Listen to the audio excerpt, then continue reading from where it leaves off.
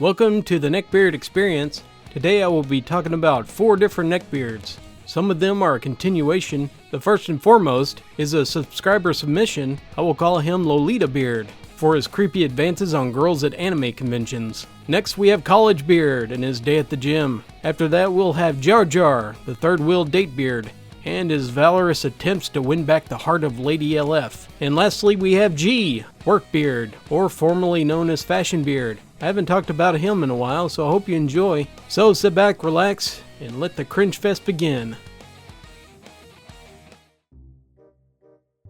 The story of Lolita Beard, the anime con creeper. So a little background. I'm a bit of a nerd for animation and anime, and I have been since I was 10 years old. I'm 20 now, and I've been going to anime conventions for 5 years. So I was at a convention back when I was 15. Had a few friends with me, but I wandered off to look at some of the plushies or something. I used to wander off at cons all the time, but after this, I can safely say that I don't anymore. Now, I was dressed up in a Lolita dress, and I was pretty much quite short, and still am, so I looked the part as a Lola. That's pretty much neckbeard bait, and that's pretty much what it is. I felt a chubby finger poke me in my side. I jumped, as I am really touch sensitive and I dislike people coming near me. I turned around to see this greasy and overweight neckbeard. He had a My Little Pony shirt on, and he looked pretty much the neckbeard stereotype. He opened his mouth and I swear he said, "Oh, I'm sorry that I startled you, my sweet lowly waifu. I wanted to ask for a hug and a picture, unless you're a tsundere." I wanted to cringe, and despite being into anime, I hated that kind of crap. I just looked awkwardly at him and I said, I don't like to hug. A picture would be okay. Now I thought that he would just take a picture of me, but nope, this neckbeard had other plans. He grabbed me by the waist and pressed me into his fat side. Being shorter than him, I hit his armpit. I felt like I was going to vomit. He snapped a picture, then he asked, "Do you have any websites so I can admire your work?" But I think he just wanted someone to add to his other collections, if you get my drift. Thankfully, he went on his way, and I rarely wear Lolita anymore, due to me wanting to avoid neckbeards at conventions. The story of Collegebeard and the day at the gym. It's been so nice to be able to vent about Andrew for once. This story is going to be a good one, as we are going to the gym today. Put on your running underwear, strap on your moves with your sports bra, because we're lifting today. Here's the returning cast. Here's me, 20 years old, 6'3", 190 pounds, ripped and muscular. Then we have Lady K, the object of the beard's affection. She's 19, sporty and athletic. Mr. A, my best friend, he's the same age, he is a huge muscular guy. Then we've got Andrew, or Mr. Dorito, aka Collegebeard. He's 20 years old, arrogant as heck, seriously obese and all-around white knight. We last left our hero after our escapades in the world of Counter-Strike, but at this point I was fearing for my gains. So we went to the local gym, a sanctuary for muscle and tone. A place where like-minded people can get together and get swole. Not a euphemism. It's just, gaining muscle. We went in, we purchased a membership for me, Lady K, and Mr. A. We went and got changed in the respective locker rooms, hyped for the long-awaited workout, and unfortunately this sight hit our eyes. Andrew, clad in far too form-fitting workout gear. He was already at the gym. At least he didn't stalk us, and he had the sense to remove the hat from his greasy hair. We had a system for the gym, and we don't get in each other's way. Today, Mr. A was doing his back, whereas Lady K and I were working on legs. It was agreed that Lady K would spot for me today, as Mr. A was on the other side of the gym. We did our warm-ups, then we got to the squat rack. I love squats. I felt like Atlas when you lift more than your own body weight. And the leg soreness is all but gone for me now, because I do leg days so often. So I add 10 kilograms to each side, that's like 220 pounds. And Lady K takes up the spotter's position behind me as I lift the weight. Andrew doesn't like this. Nope, not one bit. He waddles up to us, and he starts talking to Lady K. He only got you to spot for him because he wants you to be really physically close to him. There's some truth to this, but not entirely for that reason. Then he directs his insults to me. She couldn't lift that weight. Why do you have her spotting for you? I'm upset now, and so is Lady K. You don't interrupt a guy when he's in the middle of a set. It's not done. I step out from the squat rack and I yell at him, but before I can, he gets to me. He pokes me in the chest and he says, You don't respect Lady K. I could destroy you in a duel. Cringy. Lady K gets me to spot for her when she's lifting 70 kilograms, around 150 pounds. And I take up my position behind her, mostly for moral support, as she can lift that weight quite easily, and also to shut the do up.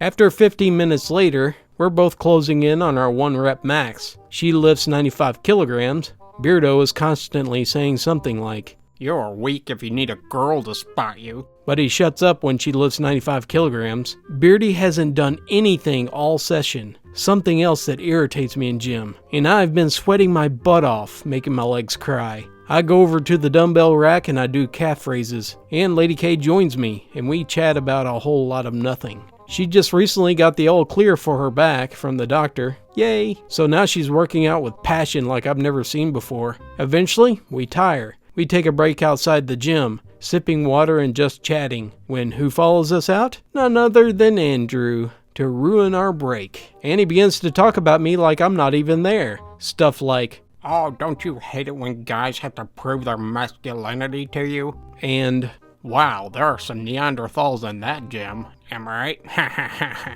generally stuff that irritates both me and Lady K. Then he crosses the line when he says, "All these girls in the gym, they're making themselves look like boys. Must be some kind of anorexia. They would be so much more attractive if they put on a few kilos. Of course, it can be hard for some to put on weight, as size is mostly due to genetics." "No, you're just fat." We got up seething and walked back into the gym, doing the one-handed bro push-up. That's where you hold one of the other person's hands so they can balance while they work off steam, so we can stop ourselves from beating the crap out of this certain beard. We eventually return to campus, and the 3 of us congregate in mine and Andrew's room to watch a film. Drinks were had. We're students. What do you expect?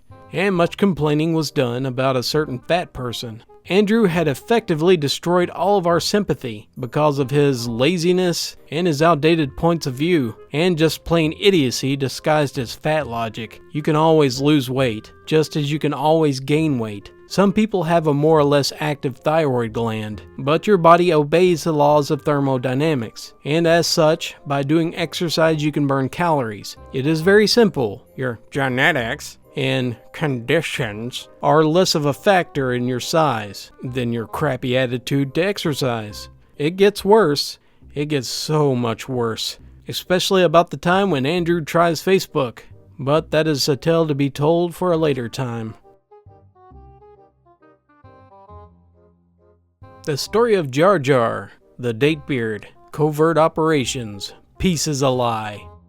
Okay, after so many people demanded the continuation of this tale of mystery, magic, and nice guyism, I present to you episode 3 of Jar Jar's Incident. The reason I was delayed was me and LF had a fight after this event. We are fine now, after we analyzed the fact, and came to the conclusion that JJ had played us. So yeah, anyways, new characters. Apo, my team leader. He likes to shoot guns with me, and he's very capable at hand-to-hand combat. Pam, 6 foot, very curvy woman. She's an Amazon, no joke. And she reminds me of Pam from Archer, even sounds a little bit like her. She's LF's coworker. And then the special mention, Majora, my ex-wife. Okay, so after the break room tongue lashing, JJ had been more distant, until word got out that LF and I were hosting a Thanksgiving shindig at my house. The reason it's at my house is that her apartment can barely hold her and her cats. But I have an evil lair for my house, complete with a fireplace. No kidding.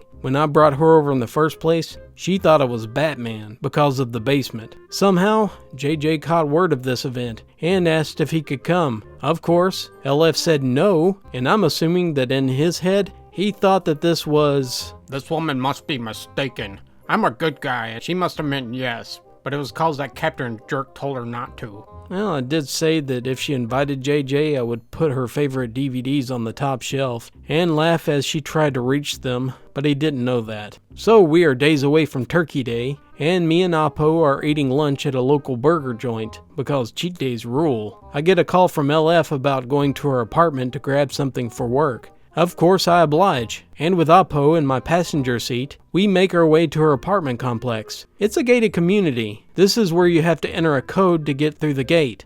And so I grab her items with no incident. Oppo, however, is a different story. After we leave the place, I drop Oppo off at his car, and he mentions his new pistol.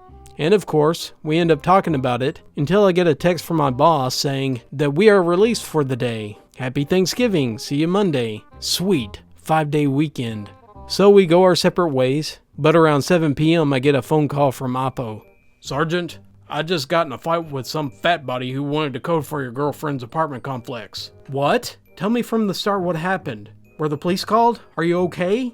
Yeah, I'm okay. But I was going to Panaria to get a sandwich, and as soon as I park, this guy comes up to me with a BB gun, demanding the code to your girl's place. I know it's a BB gun because it had the orange cap, and I told him to kill himself. He then pretended to act like it was loaded, and he aims it at me. I walk off, then he throws it at me and tackles me. I reverse and get him in the mound, and I start wailing on him. I couldn't crush his throat because I couldn't find it. He was too fat. But he got the hint. I just left him there because I wasn't hungry anymore. I was rather fond of Commander Oppo. Bonus points for those who figure out the quote, kids. Jesus, Oppo, what if that was a real gun? And you didn't call the police? Why? I figured this guy had enough issues already, and I kind of felt bad for him. Okay, fine. Just tell me what he looked like. My blood ran cold when he described him to me. I prayed that it was not JJ, but the facts were there. This guy was trying to gain access to her complex. I told LF, and LF was furious. I don't know what happened after that, but LF assured me that JJ would be no problem anymore. I don't know what she said, and I was afraid to ask. So JJ did attack my soldier to gain access to a complex he had no business in. This guy, people, he wins the 2014 CRINGE Awards. So Oppo should have called the police, but LF handled it. So now we were on the morning of Thanksgiving. LF is in my kitchen making a dinner for the ages, and I'm tidying up my place a bit more. We haven't left my house at all, and around 3 p.m., guests started to arrive. Oppo, his fiancée Pam, minions from my squad, and a couple of my friends are mingling in the living room. We're drinking cider and talking about whatever, when Pam and I are talking about LF, and the subject of JJ comes up. Pam makes a similar face of someone sniffing something rotten. She then regales me of when JJ told her, "You must be a lesbian, and you're definitely not ladylike, and besides, playing sports mean you have penis envy." This moron couldn't even walk 15 feet without wheezing for dear life. And he calls Pam a dyke for playing soccer? The doorbell rings, putting an end to our conversation. Speak of the devil and he will appear. Guess who it is, kids? That's dang right. Jar Jar. He knows my address. Great. At first, I don't open the door. I just look through the peephole, just in case my brain was breaking. But yep, it's JJ. I tell Pam and her face goes ashen. I didn't want to tell LF. And as far as I know, she hadn't realized that the doorbell made a noise. So JJ is not leaving. He's trying to look through the peephole, and he's trying to look through the windows by the door. So I make a decision. I go outside to confront him. In my mind, I am arguing with myself. You don't have to do this, Jumper. Sure you do. Violence is not the answer. Yes, it is. Peace, Jumper. Remember, peace is a lie. So here we are, face to face with my porch. What are you doing? I came for the party, Jumper, remember? No one invited you here. I'm pretty sure of that. I came so LF won't be alone, and so you won't try to sleep with her. Our sex life is none of your business. You need to leave now.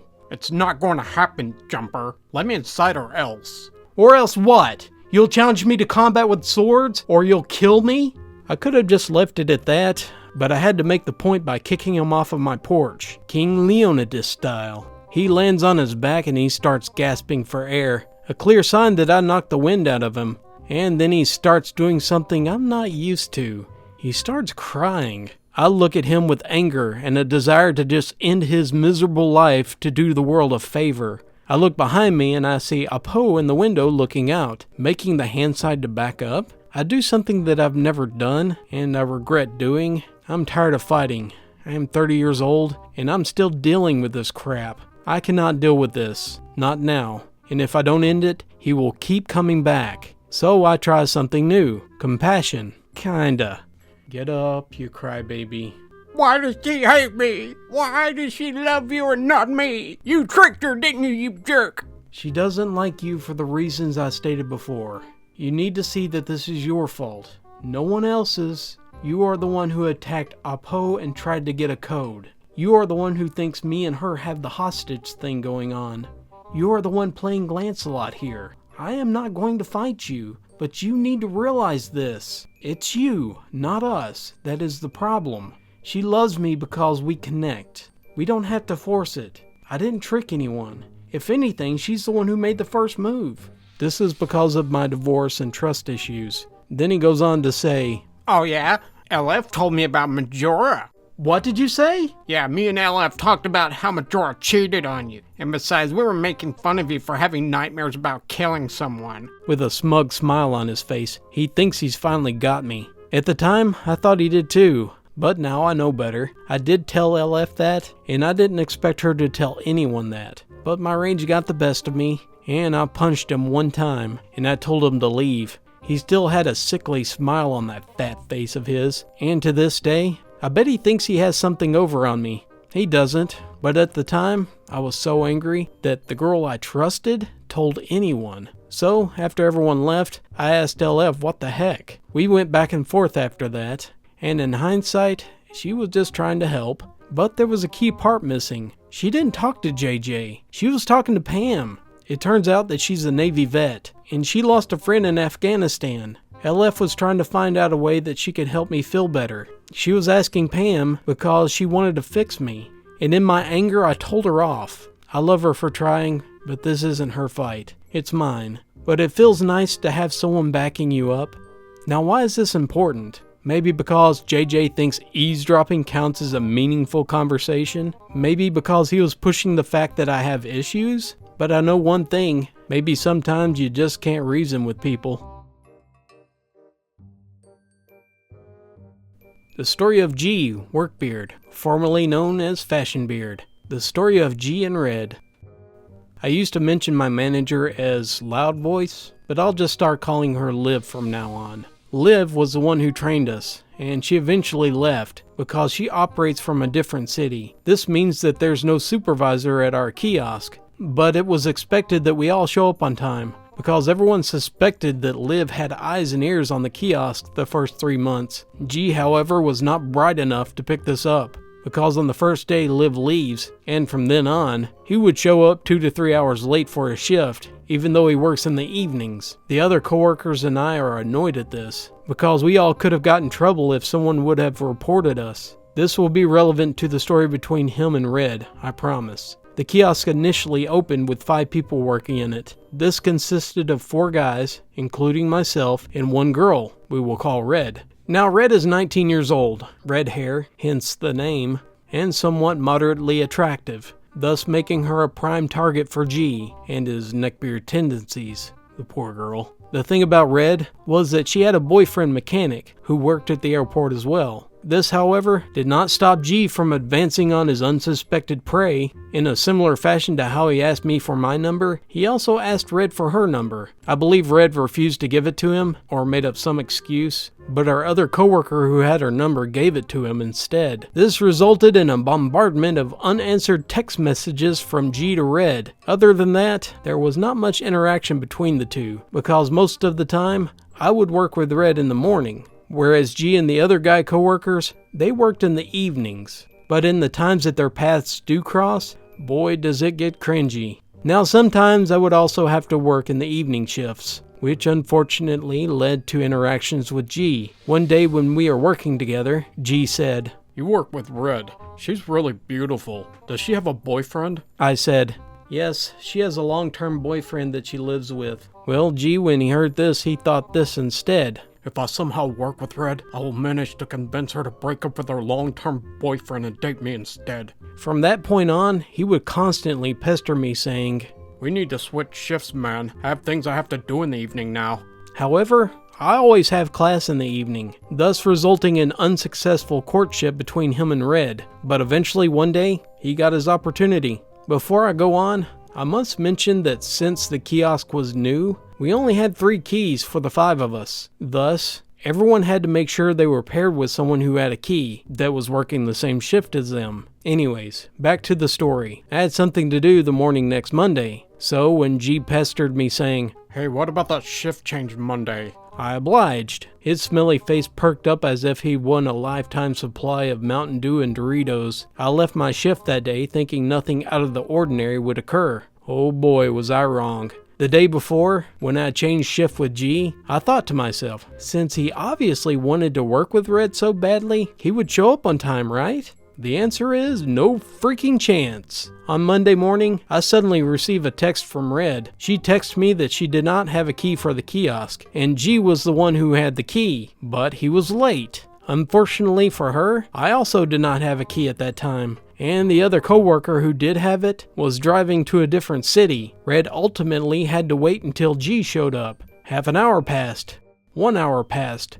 Finally 2 hours passed, until Red finally gave up and left. But not before writing a stern post-it note on the kiosk to G. The next day, I asked G what time he showed up late on the day before work. As usually, he got offended, saying, "How could she do such a thing? That's slander." I told him that Red sent me a message. His response was neither guilt or shame, but rather, "How could she rat me out like that? She said she wouldn't do such a thing." He showed up, however 3 hours late for the shift, and he saw the post-it note that Red left. The post-it note contained some angry expletives and how she would not tell the managers of the incident, and implored him to show up on time. He went on to say, "Besides, if she would have waited just a little bit longer, I could have came to her rescue."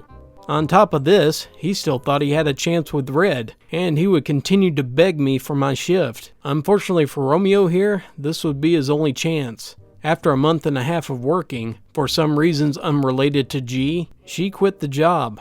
G was obviously heartbroken, and at various times when we worked together, he would out of nowhere say, "I miss Red," while creeping on her Facebook profile. I also recalled one time when he saw that I was texting Red and demanded, "Before you send that text, I want to make sure you don't say anything that'll ruin my chances at a relationship with her." Not showing up 3 freaking hours late, and costing her a day's wages, plus wasting 2 hours of her time?